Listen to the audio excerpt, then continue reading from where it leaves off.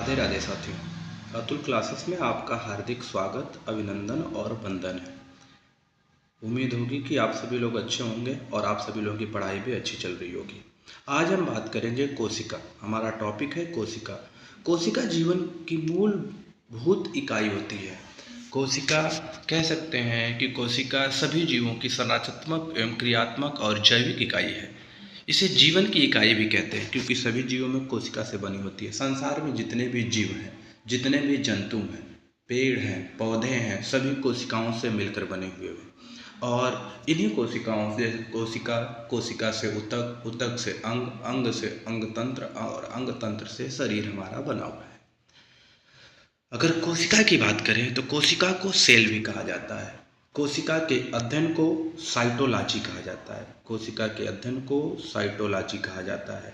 अगर आपसे पूछेगा जीवन की इकाई किसे कहते हैं तो कोशिका को कहते हैं। ध्यान दीजिएगा, अगर आपसे क्वेश्चन पूछा जाए कि जीवन की इकाई किसे कहा जाता है तो जीवन की इकाई कोशिका को कहा जाता है।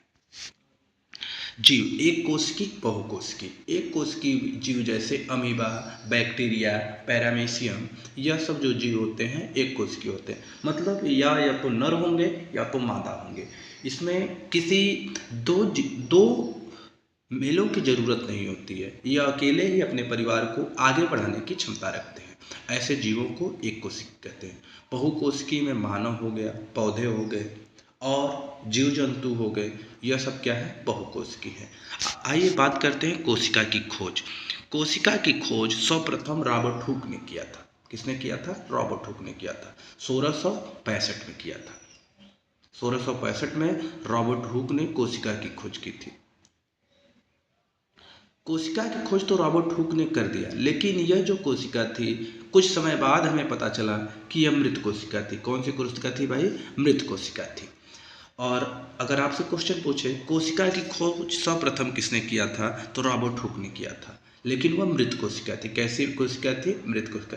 कर्क की परत देखी थी। जैसे लकड़ी जो होती है, लकड़ी को जो कीटाणु चालने का प्रयास करते हैं उसमें से कीट गिरने लगती है तो उसी को कर्क कहते हैं। कर्क की परत में सेल्स देखा था पहली बार और वो भी मृत कोशिका थी।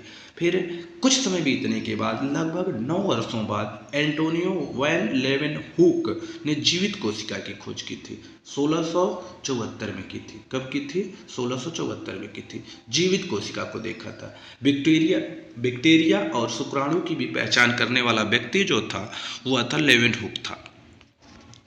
कोशिका सिद्धांत 1838 से 39 में स्लाइडन और स्वान दो व्यक्ति थे। स्लाइडन जो था वनस्पति वैज्ञानिक था और स्वान जो था प्राणी वैज्ञानिक था। इन दोनों व्यक्तियों ने मिलकर कोशिका सिद्धांत दिया। दोनों ने मिलकर, स्लाइडर और स्वान ने दोनों ने कोशिका सिद्धांत दिया था। स्लाइडन था वनस्पति वैज्ञानिक था और स्वान जो था प्राणी विज्ञान था। सभी प्राणी कोशिकाओं से बनी हुई है, सभी पौधे कोशिका से बनी हुई है। मैंने आपको बताया कि ये जो कोशिका होती है, कोशिका सभी पौधों, सभी जीवों की जो शरीर की संरचना बनती है वो कोशिका के द्वारा बनती है। और इसी सिद्धांत को आगे बढ़ाने का काम, इसमें कुछ रूप को परिवर्तन करके देने का काम जो किया रेडल्फ विर्चू ने दिया था। 1855 में दिया था। 1855 में रेडल्फ विर्चू नामक व्यक्ति ने ओमेने सेल्वी एंड सेल्वी, सभी कोशिका प्रवृत्त कोशिकाओं से उत्पन्न होती है, नाम दिया। आइए बात करते हैं मुख्य सिद्धांत। कोशिका के जो मुख्य सिद्धांत होते हैं क्या क्या होते हैं? सभी जीव एक या अधिक कोशिकाओं से बने होते हैं। कोशिका संरचना कार्य की मूल इकाई है। सभी कोशिकाएं पूर्ववर्ती कोशिकाओं से उत्पन्न होती है। मतलब जो पूर्ववर्ती का मतलब होता है जो पुरानी कोशिकाएं होती हैं हमारे शरीर में, उन्हीं से नई कोशिकाओं की उत्पत्ति होती है, उसे हम कहते हैं पूर्ववर्ती कोशिकाएं। सभी जीव एक या अधिक कोशिकाओं से बने हैं। जितने भी जीव हैं, हमारे शरीर की संरचना है यह अलग अलग कोशिकाओं से मिलकर बनी। मतलब इसमें हमारे शरीर में बहुत सारी कोशिकाएं पाई जाती हैं। अपवाद, वायरस कोशिका से नहीं बनता। जो हमारे वायरस होता है जैसे जुखाम हो गया, को अभी आपने नाम सुना था कोरोना वायरस का, यह सब जो होते हैं कोशिका के बने हुए नहीं होते। इनके पास नाभिकीय साइटोप्लाज्मा या कोशिकांग नहीं होते, यह अकोशिकीय होते। इनमें किसी प्रकार की कोशिका की संरचना नहीं पाई जाती। कोशिका जो होती है दो प्रकार की होती है, प्रोकैरियोटिक, यूकैरियोटिक कोशिका की तुलना। आइए दोनों की बात करते हैं, दोनों में अंतर क्या क्या होता है। जो प्रोकैरियोटिक कोशिका और यूकैरियोटिक कोशिका होती है, नाभिक नाभिक जो होता है प्रोकैरियोटिक में अनुपस्थिति होता है और यूकैरियोटिक में उपस्थित होता है। डीएनए जो होता है न्यूक्लिक एसिड जो होता है वृत्ताकार होता है, नग्न होता है, मतलब यह कह सकते हैं कि नग्न का मतलब होता है बिना कपड़े वाला तंतु होता है। और यूकैरियोटिक रेखिक स्टोन से जुड़ा हुआ होता है। कोशिकांग झिल्ली रहित होता है। कोशिकांग में जो होता है झिल्ली रहित मतलब होता है, इसमें रेशे पाए जाते हैं। और जो यूकैरियोटिक होता है झिल्ली युक्त होता है, माइक्रोकांडिया जैसे गाल्जिका इत्यादि। इसका आकार जो होता है 1 से लेकर 10 माइक्रोमीटर तक होता है और यूकैरियोटिक जो होता है 10 से 100 माइक्रोमीटर तक होता है। उदाहरण बैक्टीरिया, आर्क।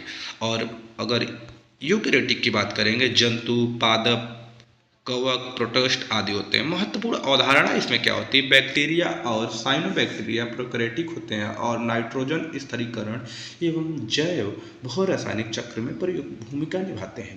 प्रोकैरियोटिक कोशिका से जटिल आंतरिक संरचना नहीं होती, फिर भी यह सभी जीवन क्रियाएं संपन्न कर सकते हैं, जिससे अत्यंत कुशल होते हैं। वायरस गैर कोशिकीय होते हैं। जो वायरस होता है गैर कोशिकीय होता है। आइए देखते हैं कि जो जैव कोशिकीय होता है वो कैसे होते हैं और किस प्रकार की संरचना पाई जाती है। ये केवल न्यूक्लिक अम्ल, डीएनए, आरएनए, प्रोटॉन खुले कैप्सिड के बने होते हैं। ये केवल जीवित कोशिका के भीतर ही प्रजनन कर सकते हैं। जो जीवित कोशिका होती है उन्हीं के अंदर ही प्रजनन करके बच्चे को पैदा कर सकते हैं, अन्यथा बच्चे को पैदा नहीं कर सकते। जीवित और निर्जीव के बीच रेखा को धुंधला कर देता है। महत्वपूर्ण कोशिकांग उनके खोजकर्ता। आइए कुछ महत्वपूर्ण कोशिकांग की बात करते हैं और उसके खोजकर्ताओं की बात करते हैं। न्यूक्लियस का मतलब होता है केंद्रक। केंद्रक की खोज रॉबर्ट ब्राउन ने किया था। केंद्रक की खोज रॉबर्ट ब्राउन ने किया था। किसने किया था भाई? रॉबर्ट ब्राउन ने किया था।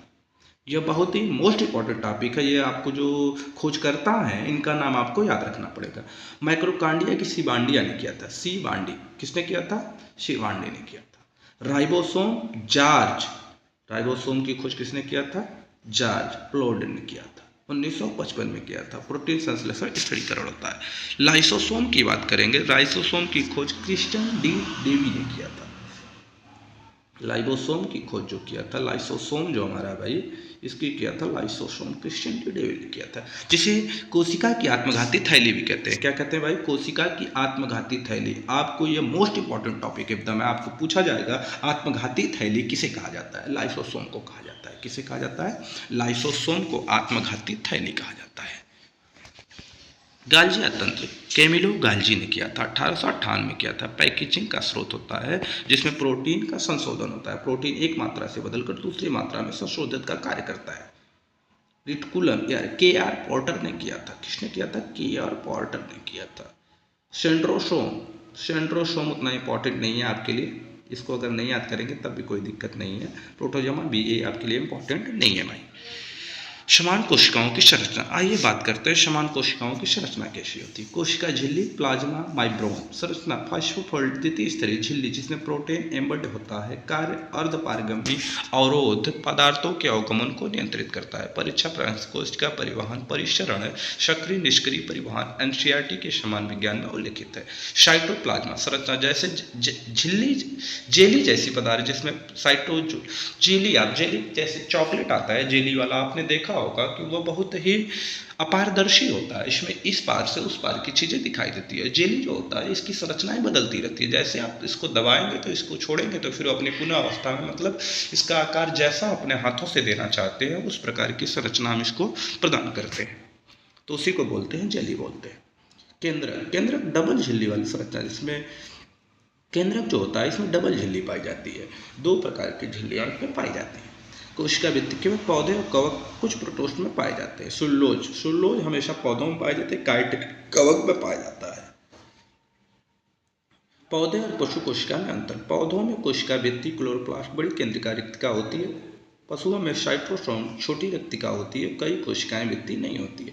माइटोकॉन्ड्रियल डीएनए का उपयोग फॉरेंसिक विज्ञान के वंशावली अनुशोधन में हुआ था। गाल्जी बॉडी और ईआर प्रोटीन होते हैं। ऐसे ही महत्वपूर्ण टॉपिकों के लिए आप हमारे साथ बने रहिए। अपना विचार जरूर दीजिएगा कि क्लास कैसे लगे आपको। बहुत बहुत धन्यवाद।